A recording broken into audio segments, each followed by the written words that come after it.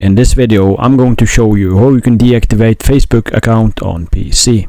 First thing you want to do is to log into your Facebook account on your PC. And then you want to click the profile picture up in the top right corner. And from here you want to click Settings and Privacy. And inside here you want to click Settings. And then you want to click Account Center on the left here. And then you want to click Personal Details. And then you want to click Account Ownership and Control. And inside here you want to click Deactivation or Deletion. And then you want to click the account you want to have deactivated.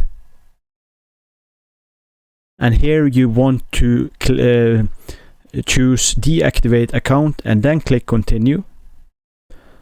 And then you want to, if you have any Facebook pages, this will be deactivated as well. You want to click Continue.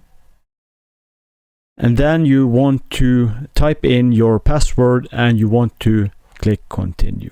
So this is how to deactivate your Facebook account on PC. Thanks for watching. Please subscribe.